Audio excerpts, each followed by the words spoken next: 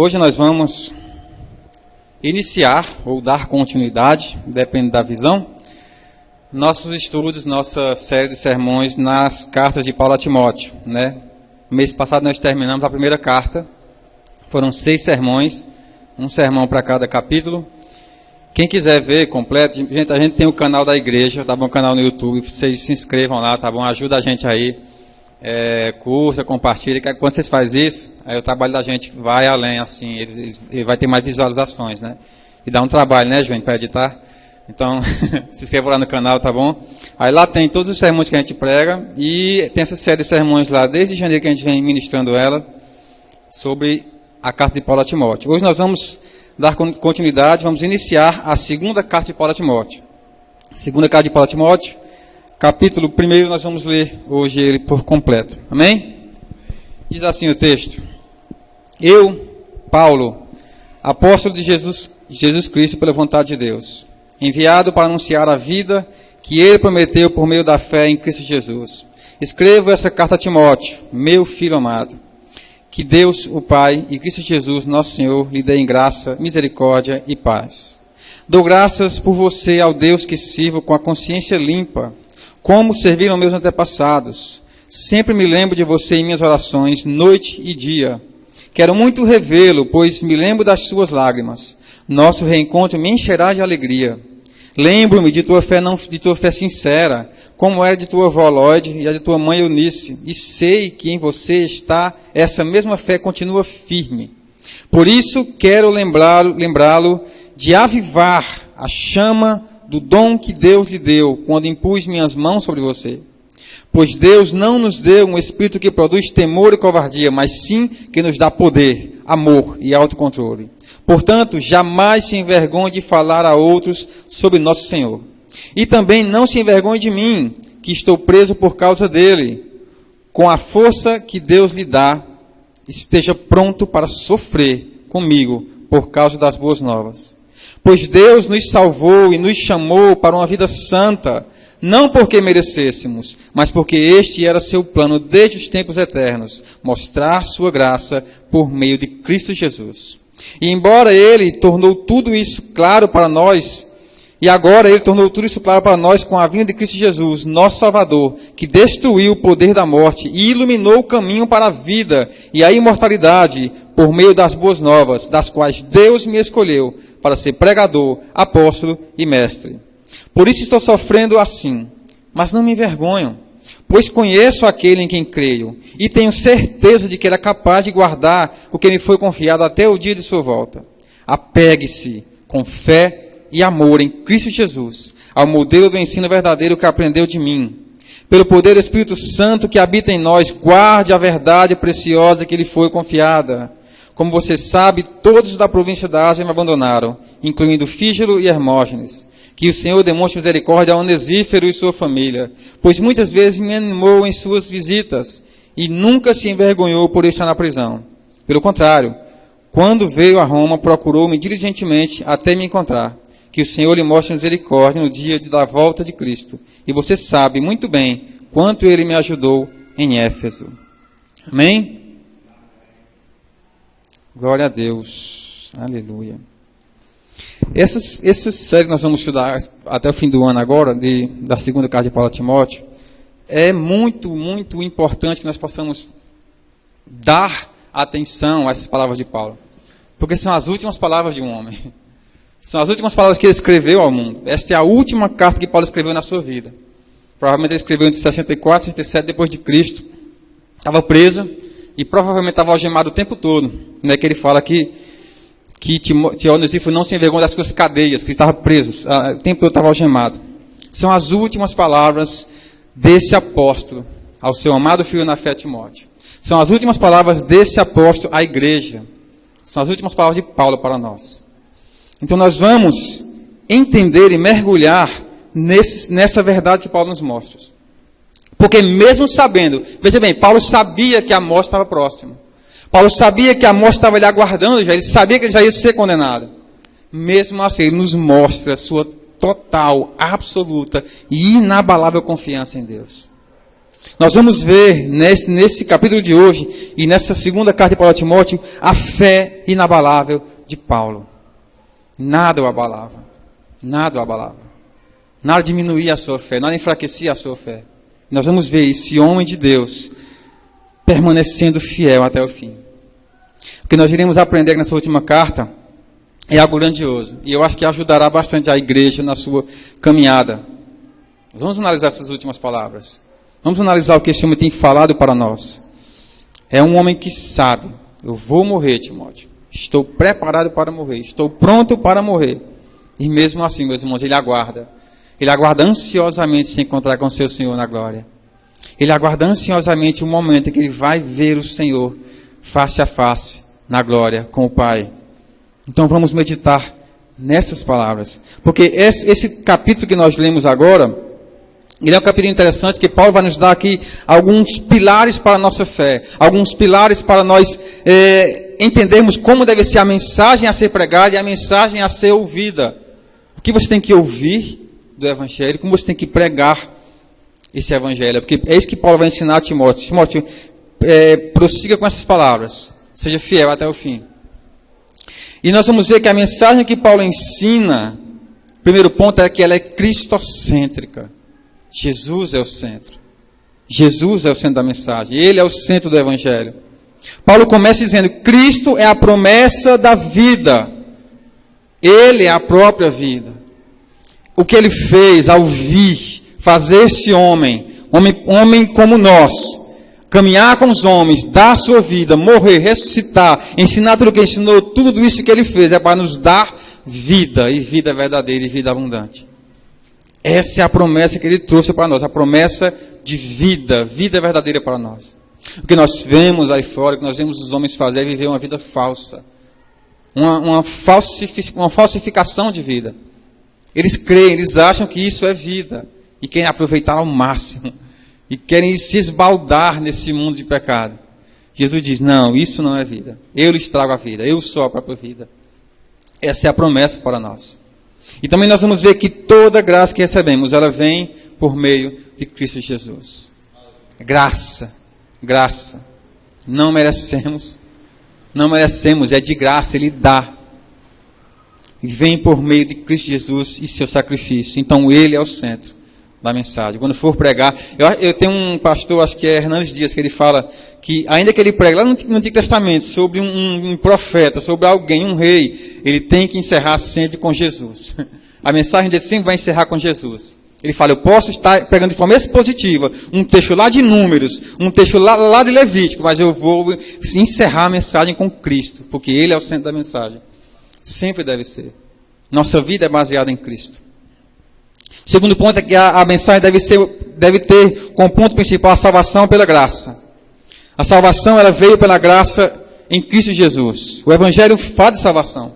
E Paulo insiste que a mensagem deve ser apresentada sempre com essa oferta de Deus aos homens. É Deus ofertando o seu Filho aos homens para purificar os seus pecados, para redimir os seus pecados, para redimir o homem desse natureza pecadora que ele está e transformá-lo e dar a ele uma nova criatura. A mensagem é que a salvação vem pela graça de Deus. A salvação não vem por nossos próprios punhos, nossas próprias forças, não. A salvação vem por meio de Cristo Jesus. E o terceiro ponto é que a mensagem nos mostra, como nós acabamos de louvar, que a vitória ela vem pela cruz. A vitória vem pela cruz. Eu vi alguém falar há poucos tempos na internet, não lembro quem foi, que disse que Jesus fracassou na cruz. A pessoa não sabe nada do que fala. Jesus não fracassou na cruz, ele venceu na cruz. Ali foi o ponto primordial, ali foi o encerramento, foi o ápice da salvação de Cristo para nós. Foi ele se entregar na cruz. Ele venceu na cruz. Paulo diz em 1 Timóteo 2,2: decidi nada saber entre vós, a não ser Jesus Cristo e esse crucificado. Eu quero anunciar Jesus crucificado. Eu quero anunciar que o meu Deus foi crucificado pelos homens. Eu quero que os homens vejam que a mensagem que eu prego é que o meu Deus, a quem eu sirvo, morreu numa cruz crucificado. Porque esse é o ápice. Esse é o ponto principal. Ele morreu, ele deu a vida. Porém, ele era uma ovelha perfeita em sacrifício. Não havia nenhuma mancha, nenhuma mácula nele. E ao morrer na cruz, ressuscitar e vencer a morte no terceiro dia, Ele nos dá vida também. Nós temos agora vida nele. Por isso que Paulo anuncia com orgulho: eu anuncio Cristo Jesus e Ele crucificado. Meu Deus foi crucificado. Porém, Ele ressuscitou no terceiro dia. Ele ressurgiu. Ele não ficou. A morte não pôde segurá-lo. Ele ressurgiu. Paulo nos mostra que Cristo venceu a morte. Ele nos trouxe a imortalidade. Agora nós temos essa imortalidade nele. Somos eternos nele. A mensagem da cruz é de vitória, meus irmãos, não é de derrota. É de vitória. Cristo venceu a morte. Houve um pastor inglês no século XVII chamado John Owen. Ele escreveu um livro maravilhoso chamado A Morte da Morte na Morte de Cristo. É interessante o título, né? A Morte da Morte na Morte de Cristo. Ele vai abordar nesse livro que Jesus, o poder de Deus foi manifestado em Cristo Jesus, fazendo vencer, inclusive, a morte. A morte não pôde contê-lo. E ao fazer isso, Ele agora nos dá vida, vida eterna, vida abundante nele. A morte morreu quando Cristo morreu naquela cruz. Aleluia. Por isso que nós, a partir daí, o crente não pode mais temer a morte. O crente não tem mais a morte. Olha o que Paulo diz em 1 Coríntios 15, 55 a 57. Olha o que Paulo diz, ó. Ó morte, onde está a tua vitória? Ó morte, onde está o teu aguilhão? O pecado é o aguilhão da morte que nos fere, e a lei é o que torna o pecado mais forte, mas graças a Deus, que nos dá vitória sobre o pecado e sobre a morte por meio de nosso Senhor Jesus Cristo. Onde está, ó morte, o teu aguilhão? Cadê a tua vitória, ó morte? Eu acho interessante essa parte do aguilhão, essa metáfora que ele usa, porque o aguilhão é aquela vara pontuda que tem uma ponta, e ele usava para espetar os bois, para tanger os bois. E quando ela atingia o boi, ela feria o boi. Ela está falando que o pecado é esse aguilhão que a morte fica o tempo todo nos cutucando, nos mostrando: estou ferindo você, porque você está pecando. Ao vencer a morte, o Paulo diz em 1 Timóteo 15, onde está agora o teu aguilhão, ó morte? Não há mais poder sobre mim. Onde está a tua vitória, ó morte? Tu não pode mais me vencer, ó morte. Onde está a tua vitória, morte? Cristo venceu. E agora eu venci também nele. O texto diz: graças a Deus, que nos dá vitória sobre o pecado e sobre a morte, por meio de Cristo Jesus, o nosso Senhor. Por isso você pode dizer agora: onde está a morte do teu aguilhão? Onde está? Aleluia, meus irmãos. Aleluia. Cristo venceu a morte. E Paulo deixa bem claro aqui: Cristo venceu a morte. Em seguida, Paulo vai continuar no texto, e ele vai se apresentar como um apóstolo pela vontade de Deus, estabelecendo a sua autoridade nessas cartas que ele escreve. Paulo afirmava em todas as suas cartas que o seu ministério era legítimo. Ele tem que estar se defendendo o tempo todo, né? Porque o pessoal ficava o tempo todo dizendo, apontando o passado dele, ele tem que estar se defendendo e mostrando que ele foi escolhido pelo próprio Senhor Jesus. Veja o que Paulo diz em Gálatas 1:11. 1:11 e 12. Gálatas capítulo 1, verso 11 e 12 diz assim: ó, irmãos, quero que vocês entendam que a mensagem das boas novas por mim anunciada não provém de raciocínio humano. Não a recebi de fonte humana, e ninguém a ensinou a mim. Ao contrário, eu recebi por revelação de Jesus Cristo. Paulo deixa claro: o que eu aprendi não veio de homens. Ninguém me ensinou. Foi o próprio Senhor quem revelou a mim. Olha o que ele fala no verso 17 e 18, da mesma carta de Gálatas. Olha o que ele fala, 17 e 18. Olha, presta atenção. Tampouco subi a Jerusalém para pedir o conselho daqueles que eram apóstolos antes de mim. Em vez disso, fui à Arábia e depois voltei à cidade de Damasco. Então, passado 3 anos, fui a Jerusalém para conhecer Pedro, com quem permaneci 15 dias. Isso é muito interessante. É muito interessante, porque os apóstolos passaram quanto tempo com Jesus? 3 anos. O que é que Paulo fez antes de iniciar seu ministério? Vou passar 3 anos aprendendo também. Vou ficar quieto. Conheci o Evangelho, agora eu vou passar 3 anos aprendendo. E ele fala que ele aprendeu de quem? Do próprio Senhor Jesus. É isso que ele fala: eu aprendi do próprio Senhor Jesus. É interessante esse texto, porque ele, para mim, revela que aquele ato de Pedro em Atos 1 não significou muita coisa, né? Quando ele resolve escolher o substituto de Judas. Eles lançam a sorte, jogam as pedras e os paus e caem em quem? Em Matias. E eu acredito que Matias deve ter sido alguém muito usado por Deus.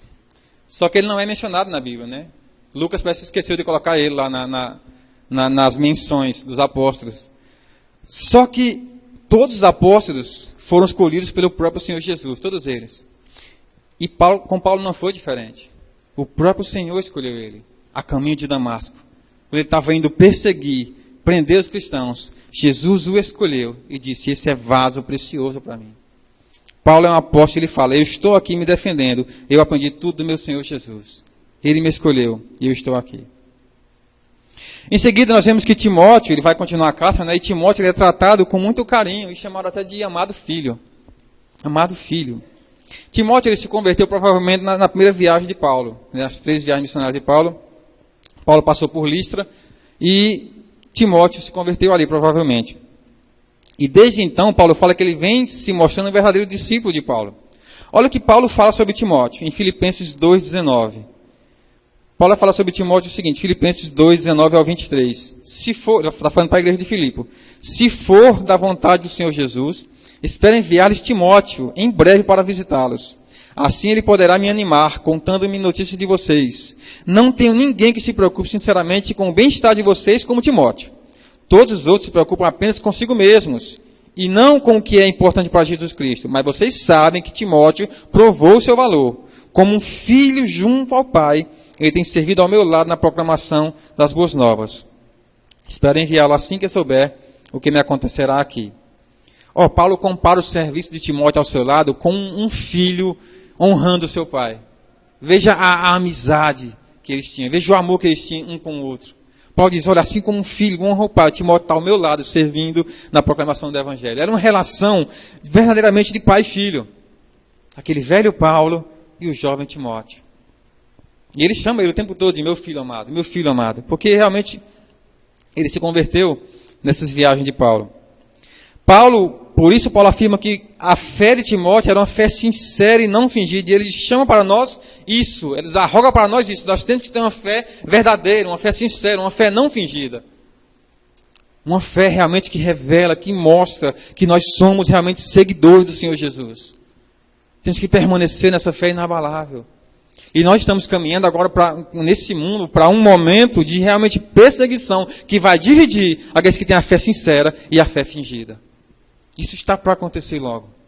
Já está acontecendo em alguns países, pessoas estão sendo divididas. Olha, aquele ali só fingia, mas aquele ali permanece fiel. E vai acontecer logo com a gente aqui. Não pense que vai demorar muito, porque as coisas correm muito rápido ultimamente.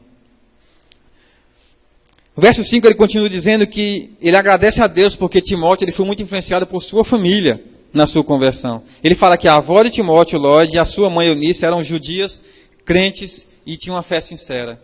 E provavelmente Timóteo aprendeu essa fé com elas. E eu queria chamar a atenção aqui para os pais e os filhos agora. Porque por mais que nós ensinemos os nossos filhos no caminho do Senhor, meus irmãos, esse mundo ele tem poder de influência inimaginável. Ele pode influenciar a mente dos nossos filhos. Timóteo, ele foi ensinado, mas o texto fala que Timóteo se converteu realmente na primeira viagem de Paulo. Então, Timóteo cresceu com essa sementinha no coração, que a mãe e a avó colocaram. Seu filho, seu amigo, seu vizinho, seu irmão, seu pai, pode estar afastado agora. Mas, meus irmãos, a semente do Evangelho está lá. A semente do Evangelho está lá. Continue plantando no coração dos seus filhos. Filhos, continuem ouvindo a voz de seus pais, para que a semente permaneça lá e brote, germine e dê frutos. E ainda que venha esse mundo tragar, os pais orem, peçam ao Senhor. A oração do justo pode muito. Orem, diga, Deus, eu estou orando pelo meu filho está afastado, mas a semente do Evangelho está no coração dele, porque eu plantei, porque o teu Espírito Santo plantou. Senhor, vai lá, Senhor. Vai lá, Senhor. Porque Deus enviou Paulo para Timóteo. E Deus pode enviar alguém para essa pessoa que você ama também. E Ele vai enviar. Deus envia alguém como o Senhor enviou Paulo. Envia alguém para tocar, para chamar, para apontar aquela sementinha que está no coração do meu filho, do meu irmão, do meu amigo. Envia, Senhor. Que Deus possa ouvir nossas orações e resgatar aqueles que nós amamos. Filhos, permaneçam na verdade que seus pais lhes ensinam. Pais, permaneçam honrando ao Senhor com esse mandamento. Ensinarei o meu filho de dia e de noite. Ensinarei os meus filhos. Não deixe que esse mundo traga, porque esse mundo está tragando os jovens cada vez mais. Paulo continua dizendo que ele ora até hoje, né, até aquele ponto, por Timóteo. Timóteo, sempre faço menção de ti em minhas orações, de dia e de noite. Então orem, meus irmãos. Orem, apresentem a Deus, orem sem cessar. Porque Paulo ele orava incessantemente por Timóteo, dia e noite. Orem. Deus, meu filho está na igreja comigo, mas eu ainda oro por ele, Senhor. Não deixe que o mundo trague. Senhor, minha esposa, meu marido, meu irmão está na igreja ainda, Senhor. Está comigo indo para os cultos, mas, Senhor, faz com que ele permaneça, Senhor. Não deixe que o mundo traga, que o mundo leve. Não, Senhor, faz com que a fé dele cada vez mais seja fortalecida em Ti, enraizada no Evangelho Teu, Senhor Jesus. Que o mundo não venha tragar. Orem, orem, meus irmãos, orem. Orem incessantemente, sem parar. Depois Paulo vai continuar do verso 6 ao 8. E ele vai exortar Timóteo. Para que Timóteo não deixe apagar aquela chama, aquele dom de Deus que está no coração dele. Ele vai comparar com uma chama de fogo, uma brasa que não pode ser apagada. Meus irmãos, por isso que é tão importante a gente estar no meio do povo de Deus. É tão importante congregar. É tão importante estar junto com as pessoas que realmente buscam ao Senhor. Porque nós somos um braseiro em chamas que estão buscando ao Senhor o tempo todo. E quando aquela brasinha se afasta, ela vai se apagar. Timóteo, disperse o dom de Deus que há em ti como uma chama, não deixe que ela se apague. A congregação nos ajuda nisso, né? Essa chama do Espírito Santo deve estar sempre acesa em nosso coração e mente. Jamais deixar ela se apagar, jamais tornar uma fagulhazinha, não, uma chama sempre acesa. Não deixe. Essa chama acesa, Paulo diz, que nos dará poder. Poder, o que ele fala para Paulo? Poder que é necessário para nós não sermos tímidos, não sermos covardes. Não, essa chama acesa, ele diz que é o Espírito de Deus que nos dá o Espírito de poder, de amor e de moderação. Não devemos ter medo. Não devemos temer. O mundo não é tímido. O mundo é ousado.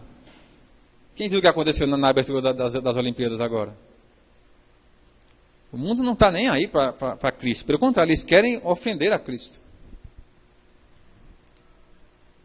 O que nós vimos foi uma desonra a quem tem a fé cristã, né? Eu achei muito interessante o que aconteceu hoje. Porque o mundo fez aquilo. Logo em seguida, ontem, um jovem surfista que ia participar, eu acho que vai participar, mas com outra prancha, porque na prancha dele tinha um desenho do Cristo Redentor.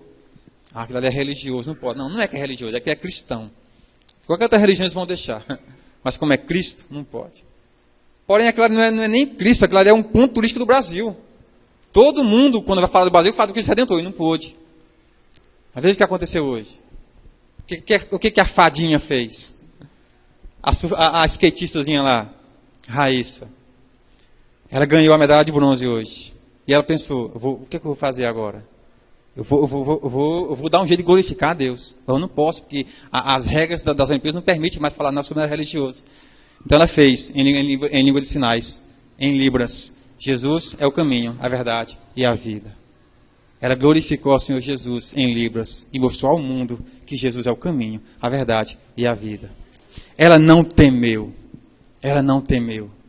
Ela disse, isso que Paulo disse para Timóteo, esse Espírito nos dá poder, nos dá autoridade, nos dá moderação, nos dá amor, não nos dá covardia, não nos dá ousadia para permanecer na fé e falar sobre Jesus. Não temam, meus irmãos, não temam. Não se envergonhem do Evangelho. Esse Espírito nos capacitará em qualquer situação. Como capacitou a fadinha hoje, capacitará cada um de nós. Para não nos envergonharmos do testemunho do nosso Senhor Jesus Cristo. Nós carregamos esse testemunho em nós, em nossas vidas. O mundo odeia a Cristo. E ele odiará você, mas permaneça fiel ao testemunho do seu Senhor. Amém? Amém, amém. Do verso 9 ao 11, ele vai falar sobre a salvação e ele vai falar que Deus nos chamou, nos salvou e nos chamou para quê? Para uma vocação santa. Para uma santa vocação nós somos chamados, para sermos santos. Você foi chamado para ser santo. Deus nos chamou você, irmãos, não foi por causa das suas qualidades. Não é porque você canta bem, que você prega bem, que você ajuda na igreja, que você faz alguma coisa para a igreja. Não, não é por isso. Não é por seus talentos. Pelo contrário, Ele chamou você apesar de você. Ele chamou você, apesar de você ser inimigo, que a Bíblia chama você de inimigo de Deus, pecador, Deus foi lá e resgatou você, e chamou você, simplesmente por sua graça. Por sua graça. Não porque você merecesse, não porque eu merecesse, não, mas porque Ele derramou a sua graça sobre a minha vida. Porque o texto fala, Paulo está dizendo para Timóteo, que ele tem um propósito com esse chamado. Ele tem um plano para cada um de nós. Ele tem um plano ao chamar você. Essa graça não foi dada a mim porque Deus viu qualidade em mim. Não, meus irmãos. Essa graça foi derramada sobre mim porque esse era o plano de Deus desde os tempos eternos, é o que Paulo diz. Desde que antes de Deus criar o mundo, ele já disse, eu tenho um propósito ao resgatar aquele menino, aquela menina. Eu tenho meu plano para eles.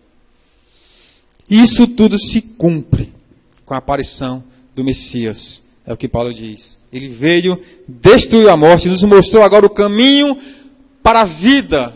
E agora a imortalidade nos alcançou. Agora a imortalidade está ao nosso alcance.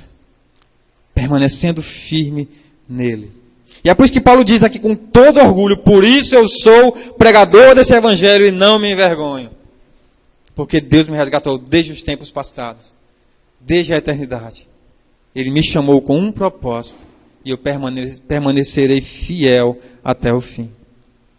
Meus irmãos, a nossa oração é que nós possamos permanecer fiel ao Senhor, ainda que o mundo tente nos tragar, ainda que o mundo tente nos levar, ainda que o mundo tente nos derrubar, nos colocar no chão, mas o Senhor Jesus está conosco. O Senhor Jesus está conosco. Como o Samara falou no início do culto, né? Eu sei em quem tenho crido.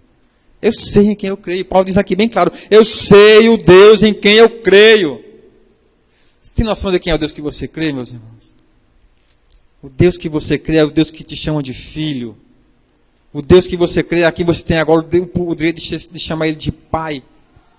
O Deus que você crê é aquele que tranca com você no seu quarto e ouve as tuas orações, os teus clamores, as tuas dores e conhece cada lágrima que cai do teu olho. Esse é o Deus a quem você serve. É o Deus que está conosco. É o Deus presente, é o Deus fiel, que jamais nos abandona. Eu sei em quem eu tenho crido. Eu sei em quem eu tenho crido. Do verso 12 ao 14, ele vai tratar um assunto interessante, que vai trazer aquilo. É um conflito que a teologia chama de soberania e responsabilidade humana. São duas verdades que caminham juntas. A soberania de Deus, Deus é soberano, e a responsabilidade do homem. O homem é responsável por suas ações. No verso 12, Paulo afirma que sofre pelo Evangelho, mas que confia em quem ele crê. Ele sabe que Deus está com ele, que Deus guardará o seu depósito. Eu sei em quem eu tenho crido, e Ele guardará o meu depósito até o dia de Cristo Jesus. Só que no verso 14, Paulo ordena Timóteo para que Timóteo guarde o depósito que lhe foi confiado. Veja bem, ele está falando no verso 12, eu sei em quem eu tenho crido, e o meu Deus guardará o meu depósito. Timóteo, guarda o teu depósito. Veja bem, é uma dualidade, né? É um conflito parece, mas não. Paulo acrescenta a Timóteo, Timóteo, guarda o depósito que lhe foi confiado mediante o Espírito Santo que habita em você. E aqui chegamos ao ponto central da mensagem de hoje, ao tema da mensagem de hoje. Guarda o depósito que lhe foi confiado. Guarda a verdade que lhe foi confiada. Você e eu, nós temos a missão de guardar essa verdade, de divulgar essa verdade que recebemos de Deus. Só que Paulo deixa claro aqui que sem Deus, meus irmãos, sem o Espírito Santo de Deus em nós, nós não temos capacidade alguma de fazer isso. Não temos força para fazer isso. Não temos poder para fazer isso. Maldito o homem que confia em suas próprias forças. Maldito o homem que confia no homem. Nós não temos força para isso. É Deus que nos sustenta. É Deus que nos capacita. É Deus que nos dá o poder para cumprir essa ordem. Guarda o depósito que lhe foi confiado. Mediante o Espírito Santo que habita em você, guarda o depósito que foi confiado a você, Timóteo. Paulo aqui está reconhecendo e afirmando a Timóteo que ele não conseguirá com suas próprias forças. Timóteo não vai conseguir sozinho. Você não vai conseguir sozinho. Você não vai permanecer fiel ao Senhor até o fim sozinho. Não. É sempre mediante o Espírito Santo que habita em você, que habita em mim, que habita em nós. Somente através do poder e da presença do Espírito Santo nós seremos capazes de cumprir essa ordem, essa tarefa, esse mandamento. É Ele que nos capacita, é Ele que nos guia, nos fortalece a permanecer na fé, a defender o Evangelho, a defender a verdade. É o Espírito Santo que habita em mim, habita em você, meus irmãos. Não tente sozinho. Você vai cair, você vai perder, isso é certo. Você vai perder sozinho. Mas Paulo diz, ó Timóteo, em você há um Espírito. Não é o Espírito do mundo, é o Espírito de Deus. Ele capacitará você, Timóteo, para você guardar a sua fé até o fim. Creia nisso, Timóteo. Busque essa verdade para a sua vida, Timóteo. E aqui eu vou elencar aqui 4 pontos para nós cumprirmos essa tarefa. Já encerrando o sermão, que vai ser bem curtinho hoje. O primeiro ponto é reconhecer a sua responsabilidade. Porque assim como Timóteo, todo crente é responsável para guardar a sua fé até o fim. E para transmitir essa fé. Por isso nós somos chamados. Para isso que Deus chamou e resgatou você.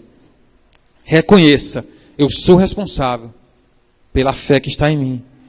Só que o segundo ponto nós sabemos que nós dependemos do Espírito Santo. Embora seja minha responsabilidade, a capacidade para cumprir essa ordem vem de Deus. É Ele que está em mim. É Ele que me ajuda, é Ele que me fortalece, é Ele que me dá essa fé, que fortalece essa fé em mim. Você precisa crer nisso, ser totalmente dependente de Deus, totalmente. Eu dependo de Deus, não dependo de mim. Eu tenho essa tarefa de guardar minha fé, mas eu só conseguirei cumprir se Deus estiver comigo. Deus esteja comigo, Senhor, esteja comigo até o fim. Terceiro ponto, fidelidade e vigilância. E meus irmãos, nesse mundo, que é como eu acabei de falar, que distorce tanto as verdades do Evangelho, você e eu somos chamados a ser fiéis, permanecer fiéis, guardando a fé que recebemos. E isso requer, meus irmãos, uma vida constante de oração. É oração contínua. São estudos diários e contínuos das Escrituras de Deus. E um testemunho de vida de santidade. Isso requer vida de oração. Isso requer conhecer a verdade de Deus. Isso requer mergulhar na palavra de Deus. Dizer, Deus, alimenta-me com a tua palavra, Senhor. Ela é o alimento que mantém o meu espírito de pé. O feijão me mantém meu corpo de pé, mas o Espírito Santo de Deus é alimentado. Aquele que está em mim, pela palavra que eu mergulho, que eu me dedico, que eu dedico a minha vida a conhecer. E conhecer cada vez mais o meu Senhor pela sua palavra. Vigilância, meus irmãos, vigilância, vigiem nisso. Não deixe que o mundo traga o tempo que você tem com Deus. E você já tem reparado isso na sua vida, eu tenho certeza disso. Porque hoje nós vivemos num mundo tão corrido que preenche todos os nossos 24 horas do dia, que a gente sobra lá 10 minutinhos e a gente entrega para Deus. Pega Deus, 10 minutinhos, sobrou isso. Não, meus irmãos. Diga, Deus, eu terei o meu tempo contigo, Senhor. Ainda que o mundo tente me afastar, eu terei o meu tempo contigo. Lembra do que o pastor Júnior pregou aqui há pouco tempo? Quando um pregador estava orando e alguém importante ligou. Ó, fulano quer falar contigo. Ó, eu vou já. Agora estou falando com alguém muito mais importante que ele. O meu Deus, aqui no meu quarto, trancado. Diga, guarde, Deus, estarei contigo esse momento. E o mundo não vai ter esse momento meu e teu. Não vai tirar, que sou eu e o Senhor no meu quarto. Vigilância, vigilância. Orem, conheçam a verdade de Deus. Busquem a verdade de Deus e mantenham um testemunho de vida de santidade. E o último ponto é o encorajamento mútuo. Porque assim como Paulo encorajou Timóteo, nós somos chamados a encorajar uns aos outros. Como irmãos, como igreja. Encorajar uns aos outros na caminhada da fé. Essa comunidade da fé que nós participamos, essa comunidade cristã, ela é o povo de Deus. E nós somos fortalecidos em meio uns aos outros. Você é fortalecido aqui, junto com o povo de Deus. E a maneira como Paulo encerra esse capítulo, ela reflete um pouco esse pensamento. Olha o que Paulo diz, olha, ele cita alguns homens que abandonaram ele. Paulo está lá, sozinho, com frio, doente, cansado, abandonado e preso. E todo mundo abandonou ele da Ásia. Ó, Timóteo, tinha 2 homens muito importantes na minha caminhada, Fígelo e Hermógenes. Me abandonaram também, Timóteo. Só que também Paulo cita homens como Onesífero, que animavam a Paulo. Mesmo Paulo na prisão, mesmo Paulo sendo preso, mesmo Paulo sozinho, com frio, com fome, doente, mesmo Paulo sabendo que irá morrer daqui a pouco, Onesíforo estava com ele, o Paulo ele se animava, ele se alegrava. Em algumas versões diz que Onesíforo recreava o ambiente, ele animava, ele tornava o ambiente agradável a Paulo. Na prisão, preso, pronto para morrer. Mas Onesíforo, ele me recreia, ele me anima, ele me faz sorrir. Aleluia. Meus irmãos, sempre existirá o joio no meio do trigo, sempre vai existir. Pessoas dentro da igreja que não fazem parte do corpo da noiva de Cristo. Porém, acreditem, sempre existirá aqueles que Deus coloca em nossas vidas para nos fortalecer. Sempre vai existir. Que você possa fazer parte desse povo, dessa noiva adornada que encontrará com o Senhor no seu grande dia. Nas nuvens, onde Ele virá e reunirá todo o seu povo. Deus, eu quero fazer parte disso. Eu quero fazer parte dessa noiva, Senhor. Eu não quero ser um joio, não quero ser um bode, não quero ser alguém que não faz parte da tua noiva. Não, eu quero ser a ovelha que o Senhor chamou, uma ovelha do teu aprisco que o Senhor resgatou. A nossa ordem de hoje é essa: permaneça. Guarde o depósito, guarde a sua verdade. Permaneça na presença de Deus. Permaneça diante dele, diante do seu altar, meus irmãos, e acreditem, Ele manterá você até o fim. Até o dia de Cristo Jesus, Ele guardará aquilo que Ele reservou para você. O que Ele reservou para você, meus irmãos, os olhos humanos nunca viram. Os ouvidos nunca ouviram, nunca subiu ao coração do homem. O que Ele reservou para você é algo inimaginável. E está lá reservado àqueles que permanecerem até o fim.